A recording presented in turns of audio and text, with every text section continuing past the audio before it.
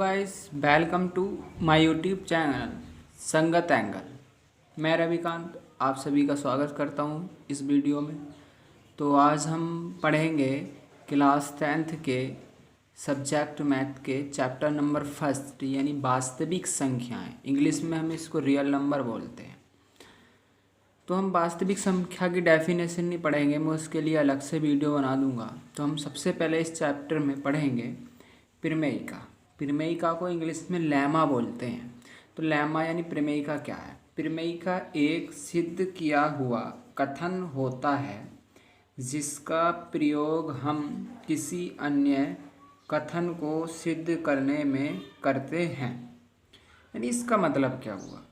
जो लेमा है वो पहले से ही प्रूव किया हुआ एक स्टेटमेंट है और उसकी हेल्प से किसी ऑथर स्टेटमेंट को क्या करते हैं, हम प्रूव करते हैं। जैसे इसकी हेल्प से हम क्या करेंगे, यूक्लिड डिवीज़न एल्गोरिथम को देखेंगे और उसकी सहायता से एसएफ निकालेंगे। ठीक है। तो अब लेमा के बाद अगला जो टॉपिक है वो है हमारा यूक्लिड विभाजन प्रमेयिका, यानी यूक्लिड डिवीज़न लेमा बोलते हैं इसको। ये विभाजन यानी कोई भाग करने की विधि है। तो आइए समझते हैं इसको क्या है। दो धनात्मक पूर्णांक ए और बी दिए रहने पर, यानी अगर हमारे पास दो धनात्मक पूर्णांक हैं, ठीक है, कुछ भी हो सकते हैं वो ए बी, कुछ भी हो सकते हैं यहाँ पे 1 2 4 5, लेकिन कैसे होने चाहिए? धनात्मक यानी प्लस के होने चाहिए। ऐसी अद्वितीय पूर्ण संख्या क्यू और आर विद्यमान है, यानी जब हमारे पास दो धनात्मक पूर्णांक ए बी होंगे और उनको हम डिवाइड करेंगे, बड़े वाले में छोटे वाले की डिवाइड करेंगे तो क्या मिलेगा हमें? क्यू और आर, यानी दो पूर्ण संख्याएं और मिलेंगी हमें, लेकिन वो कैसी होंगी? अद्वितीय यानी यूनिक होंगी। कैसी होंगी? यूनिक। तो तब हमें एक स्टेटमेंट मिलता है कि A equal V Q plus R, A equal V Q plus R, जहाँ जो आर है वो क्या होगा? या तो 0 से बड़ा होगा या 0 के बराबर होगा, लेकिन बी से छोटा होगा। ठीक है। इस कथन को ही यूक्लिड विभाजन प्रमेयिका कहते हैं। अब आप कहोगे कि ये हमारे बिल्कुल भी समझ में नहीं आया, तो आइए इसे अच्छे से देखते हैं, एक्सप्लेन करते हैं इसको।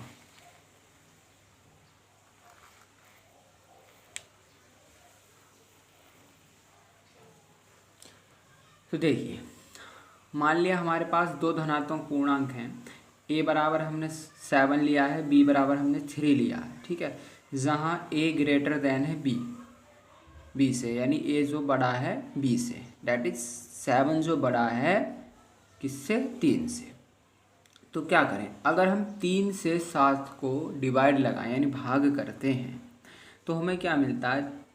3 दूनी 6, यानी यहाँ पे एक संख्या मिलती है 2 और यहाँ पे एक संख्या मिलती है हमें 1। ठीक।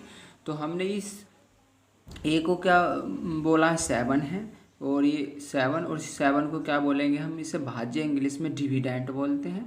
जो 3 है हमारा बी है, ये हमने पहले लिए थे धनात्मक पूर्णांक, इसको हम क्या बोलते हैं? भाजक डिवाइज़र। यानी कहने का मतलब ये जिससे हम भाग करते हैं वो हमारा डिवाइज़र होता है, जिसमें भाग करते हैं वो क्या होता है? हमारा डिविडेंट होता है। तो भाग करने पर ये जो संख्या आई है, यानी इसे क्या बोलते हैं? क्यू, हिंदी में भागफल और इंग्लिश में कोशेंट बोलते हैं। ठीक है। और ये वाली जो संख्या आई है 1, इसे हमने शेषफल बोला है। यहाँ पे ये मिस्टेक हो गया है, यहाँ पे शेषफल आएगा। ये शेषफल, इंग्लिश में क्या बोलते हैं इसे? रिमाइंडर। ये हमारा शेषफल होगा, शेषफल।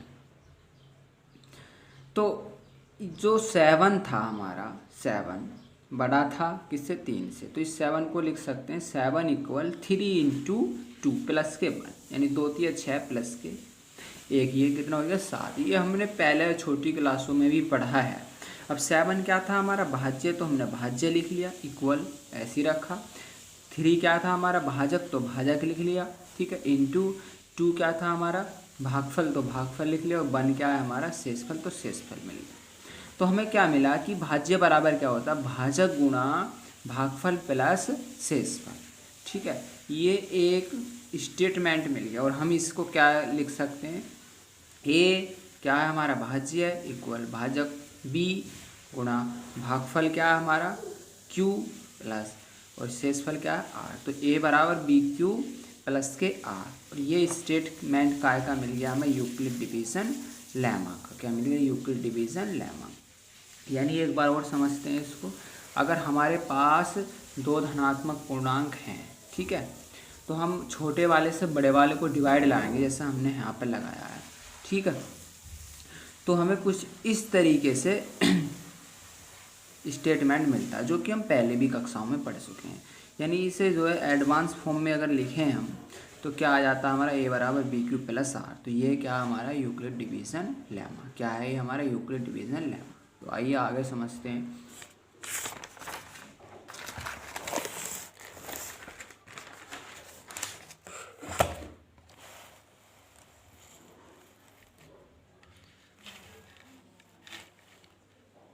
देखिए इसमें एक लाइन आई थी कि जो आर है, आर अब पता चल गया हुआ है यहाँ पे क्या रिमाइंडर, ठीक है। जो शेषफल है हमारा वो क्या होता है, या तो जीरो के बराबर होता है या जीरो से बड़ा, लेकिन बी से छोटा होता है। बी क्या था हमारा यहाँ पर, बी था हम जिससे भाग करते हैं, ठीक है, जिससे हम भाग करते हैं। तो इस लाइन को समझते हैं, इस लाइन का मतलब क्या है। देखो इस लाइन का मतलब है कि जो शेषफल होगा वो तो या तो जीरो आएगा, अगर हम दो धनात्मक पूर्णांक लें, जो शेषफल होगा या तो जीरो आएगा या क्या होगा, जीरो से बड़ा होगा, जीरो से कभी भी छोटा नहीं होगा। लेकिन छोटा किससे होगा, जिससे हम भाग करते हैं, यानी हमारा जो डिवाइज़र होता है, ठीक, भाजक, उससे हमेशा छोटा आता है। कैसे, देखो माना दो धनात्मक पूर्णांक a बराबर 21 b बराबर 7 हमने ले लिया। 21 बड़ा है 7 से, तो हमने क्या करा, 7 से 21 को भाग करें तो 7 या 21, तो यहाँ पे क्या आया, जीरो शेषफल। क्या आया, जीरो शेषफल। यानी जो शेषफल है या तो जीरो आएगा, ठीक है। अब दूसरी लाइन, या तो जीरो से बड़ा होगा। देखो अब हमने क्या ले लिया, दो धनात्मक पूर्णांक ले लिए, a बराबर 15 और b बराबर 4। अब 4 से 15 को भाग करा तो शेषफल कितना आया, 3, और 3 क्या है हमारा, जीरो से बड़ा होता है। तो ये लाइन हमने यहाँ से समझ ली कि जो शेषफल है वो या तो जीरो होगा या जीरो से बड़ा आएगा। लेकिन b से छोटा कैसे होगा, देखो यहाँ पर जो शेषफल था जीरो था, ये b है हमारा, b मतलब जिससे हम भाग करते हैं, भाजक। 7 से जो छोटा है जीरो शेषफल, ऐसी 3 भी जो है छोटा है किससे, 4 से, तो ये b जो से हमेशा छोटा होगा, ठीक है। तो हम इस प्रकार ऊपर दिए गए उदाहरणों से शेषफल r या तो शून्य होगा, ठीक है, या शून्य से बड़ा होगा, लेकिन भाजक यानी b से छोटा होता है। तो इस लाइन का भी हमने मतलब समझ लिया, ठीक है। आगे जो हमारा टॉपिक है वो है एल्गोरिथम। एल्गोरिथम क्या होता है हमारा, इसे देखते हो। तो एल्गोरिथम शब्द की जो उत्पत्ति हुई है हमारी, वो कहाँ से हुई है। देखो शब्द एल्गोरिथम एक फारसी गणितज्ञ अल ख्वारिज़मी के नाम से लिया गया, ठीक है। जो एल्गोरिथम वर्ड है कहाँ से लिया गया है, एक फारसी गणितज्ञ थे, मैथमेटिशियन अल ख्वारिज़मी, उनके नाम से लिया गया, ठीक। अब हमने इसकी उत्पत्ति देख ली। अब हम देखते हैं कि एल्गोरिथम जो शब्द है उसकी परिभाषा क्या होगी। देखिए परिभाषा, एल्गोरिथम सुपरिभाषित चरणों की एक श्रृंखला होती है जो एक विशेष प्रकार की समस्या को हल करने की एक विधि है। यानी इसका मतलब हो गया एल्गोरिथम जो है वेल डिफाइंड स्टेप की क्या एक सीरीज है, जिसकी हेल्प से हम क्या करते हैं, कोई विशेष प्रकार का की प्रॉब्लम को हम सोल्व करते हैं। क्या करते हैं, सोल्व करते हैं। यानी ये एक ऐसी सीरीज होती है जो स्टेप में चलती है। क्या चलती है, स्टेप में, वेल डिफाइंड स्टेप में। और इससे क्या करते हैं, हम बहुत सी समस्याओं को हल करते हैं। जैसे हम दो संख्याओं का एचसीएफ क्या निकालेंगे, एल्गोरिथम से ही निकालेंगे, ठीक है। कैसे निकालेंगे, एल्गोरिथम से। आइए आगे देखते हैं।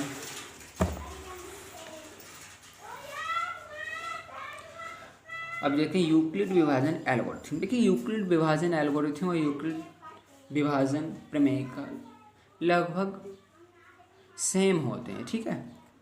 तो यूक्लिड विभाजन एल्गोरिथम क्या है, देखो यूक्लिड विभाजन एल्गोरिथम दो धनात्मक पूर्णांकों का एचसीएफ ज्ञात करने की विधि है। यानी यूक्लिड विभाजन एल्गोरिथम से क्या करते हैं हम, कोई दो बड़ी से बड़ी संख्या हो, कितनी भी बड़ी हो, ठीक है, उनका जो एचसीएफ निकालेंगे हम यूक्लिड विभाजन एल्गोरिथम से निकालेंगे। ठीक है, अब ये एचसीएफ क्या है, इसमें एक वर्ड आया है एचसीएफ, तो एचसीएफ समझेंगे। एचसीएफ क्या होता है, एचसीएफ की फुल फॉर्म होती है हाईएस्ट कॉमन फैक्टर। क्या होती है, हाईएस्ट कॉमन फैक्टर। ठीक है, इसका मतलब हो गया अगर हमारे पास दो संख्याएं हैं, क्या है, दो संख्याएं हैं, तो उसमें से जो कॉमन होगा, कॉमन मतलब उभयनिष्ठ, दोनों में से जो कॉमन होगा फैक्टर यानी गुणनखंड, और वो सबसे बड़ा हो, वही क्या होगा, उन दोनों संख्याओं का एचसीएफ। अगर दूसरे तरीके से इसकी परिभाषा समझे कैसा आएगी, एचसीएफ की परिभाषा, दो धनात्मक पूर्णांक ए तथा बी का एचसीएफ सबसे बड़ा पूर्णांक डी है। यानी इसका मतलब हो गया हमारे पास कोई दो संख्याएं हैं ए और बी, तो उनका जो एचसीएफ आएगा, उन दोनों का जो सबसे बड़ा पूर्णांक होगा, यानी एक संख्या आएगी डी, वो होगा जो ए और बी दोनों को पूर्णतः विभाजित करता है। यानी एक ऐसी संख्या सबसे बड़ी जो दी गई संख्याओं को पूरी तरह विभाजित करती है, वो क्या कहलाती है, हमारी एचसीएफ कहलाती है। उदाहरण के माध्यम से समझते हैं। माना दो धनात्मक पूर्णांक ए बराबर, हमने 15 ले लिया, बी बराबर 9 ले लिया, तथा इनका एचसीएफ पूर्णांक डी बराबर 3 होगा। 3 कैसा होगा, अब हमने यहाँ 15 के फैक्टर कर लिए, 3 गुणा 5, 3 पंजे 15, 9 के कर लिए 3 तिया 9। हमने देखा इन दोनों में कॉमन कौन सा है, तो कॉमन है 3। ठीक है, 3 है कॉमन, तो इनका एचसीएफ क्या हो जाएगा, 3 हो जाएगा। ठीक है, अब यहाँ पर कॉमन और भी आएंगे, ये तो छोटे नंबर हैं, और भी कॉमन आएंगे, लेकिन उनमें जो सबसे बड़ा होगा नंबर, वही क्या होगा, उसका एचसीएफ होगा। अब बात कर लेते हैं हम इसके वर्किंग रूल के, यानी यूक्लिड विभाजन एल्गोरिथम का वर्किंग रूल, कैसे हम दो संख्याओं का एचसीएफ निकालते हैं, आइए समझते हैं। तो वर्किंग रूल में स्टेप फर्स्ट में क्या करते हैं, सर्वप्रथम ए तथा बी के लिए यूक्लिड डिवीज़न लेमा का प्रयोग कीजिए। यानी हमें क्या करना है, यूक्लिड डिवीज़न लेमा का प्रयोग करना है। ठीक, और क्यू तथा आर ज्ञात कीजिए। यानी हमें क्या निकालना है, क्यू और आर निकालेंगे यूक्लिड डिवीज़न लेमा से। यानी वो क्या मिलेगा, ए बराबर बी क्यू प्लस आर, ए बराबर बी क्यू प्लस आर, जहाँ जो आर होगा 0 से बड़ा होगा या 0 के बराबर होगा, लेकिन बी से छोटा हो। स्टेप 2 में क्या करेंगे, यदि आर बराबर 0, यानी अगर ये वाला स्टेटमेंट लगा के यूक्लिड डिवीज़न लेमा आर बराबर 0 मिल जाए, शेषफल 0 आ जाए, तो बी पूर्णांक ए तथा बी का एचसीएफ है। कहने का मतलब ये है, जो बी होगा इसमें, तो वही क्या हो जाएगा, उनका एचसीएफ। यदि आर 0 नहीं है, अगर हम मान लिया पहले स्टेप में आर बराबर 0 नहीं आता शेषफल, तो क्या करेंगे हम, तब बी तथा आर के लिए यूक्लिड डिवीज़न लेमा का प्रयोग करेंगे। यानी जो यहाँ पे बी होगा और आर होगा, फिर उन दोनों के लिए क्या लगाएंगे, यूक्लिड डिवीज़न लेमा दोबारा से लगाएंगे। ठीक है, इस स्टेप 3 में क्या करेंगे, इस प्रक्रिया को तब तक जारी रखेंगे जब तक कि आर 0 ना हो जाए। यानी इसे जब तक चलाते रहेंगे हम, बार बार यूक्लिड डिवीज़न लेमा लगाते रहेंगे जब तक कि आर बराबर 0 ना आ जाए। जहाँ आर बराबर 0 आ जाता है, वहाँ पर जो उसका एचसीएफ फाइंड हो जाता है, यानी जिससे हम लास्ट में जाकर भाग करेंगे, जो भाजक होगा लास्ट वाला, वही क्या हो जाएगा, उसका एचसीएफ हो जाएगा। ठीक है, देखिए अब हम इसके ऊपर एक प्रॉब्लम को करते हैं। ठीक है, यानी यूक्लिड विभाजन एल्गोरिथम से जो एचसीएफ ज्ञात करते हैं, वो किस तरीके से ज्ञात करते हैं। आइए हम यूक्लिड डिवीज़न एल्गोरिथम को एक उदाहरण के द्वारा समझते हैं। तो हमने यहाँ पे एक उदाहरण लिया है, 455 और 42 का एचसीएफ यूक्लिड विभाजन एल्गोरिथम का प्रयोग करके ज्ञात कीजिए। ठीक है, तो हमारे पास दो संख्याएं, एक 455 है और एक 42 है। तो स्टेप फर्स्ट में हम क्या करेंगे, देखेंगे इनमें कौन सी बड़ी है, तो 455 बड़ी है 42 से, ये हमने यहाँ पर लिख दिया है। फिर क्या करेंगे, 455 तथा 42 के लिए यूक्लिड डिवीज़न लेमा का प्रयोग करेंगे। अब यूक्लिड डिवीज़न लेमा लगाने के लिए हमें दो धनात्मक पूर्णांकों की जरूरत होती है, वो क्या है हमारे 455 और 42। तो यहाँ यूक्लिड डिवीज़न लेमा होता क्या है हमारा, ए बराबर बी क्यू प्लस के आर, ये होता है। तो हम ए क्या हमारा 455 इक्वल बी क्या हमारा 42। अब क्यू और आर कहाँ से आएंगे, तो जब इसको 455 को हम 42 से डिवाइड करेंगे तो ये 10 बार चली जाएगी पूरी, इसमें मैंने यहाँ पर ऐसे ही लिख दिया है डायरेक्ट करके, 10 बार चली जाएगी। तो 10 बार जाएगी तो जो हमारा भागफल आएगा वो 10 और ये क्या आएगा हमारा शेषफल 35 आएगा। तो हमने जो भागफल यानी क्यू था वो 10 आ गया प्लस वो जो शेषफल है हमारा वो क्या आया 35 आया।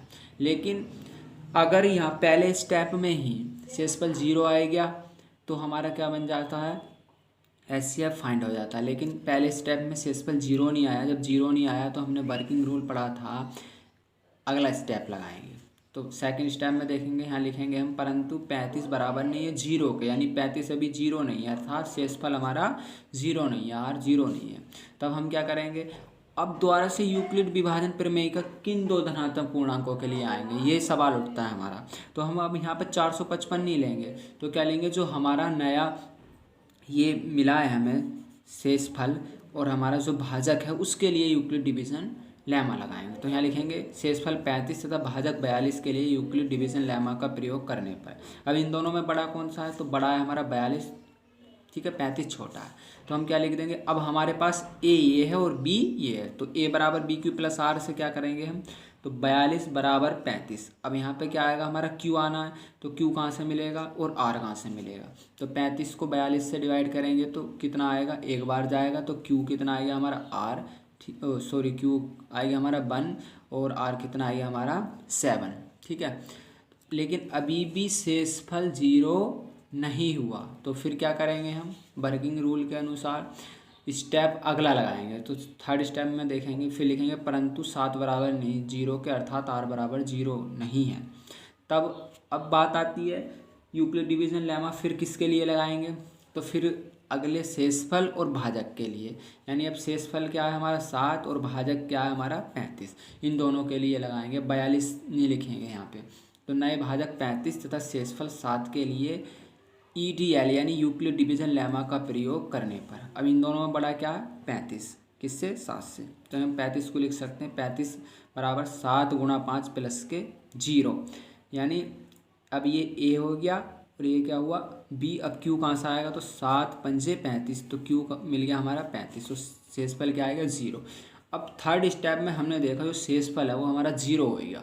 अब 0 हो गया तो HCF क्या होगा, तो HCF जब 0 आ जाए तो HCF होगा हमारा 7, यानी जो हमारा लास्ट वाला भाजक आएगा वो क्या हो जाएगा हमारा, लास्ट वाला भाजक 7 है ये, तो हो जाएगा हमारा HCF। तो ध्यान दीजिए कि शेषफल R बराबर 0 आ गया है, तब 455 तथा 42 का HCF क्या होगा 7 होगा। आई होप आपको ये उदाहरण समझ में आया होगा। तो वीडियो को लाइक करें और शेयर करें तथा चैनल को सब्सक्राइब करें।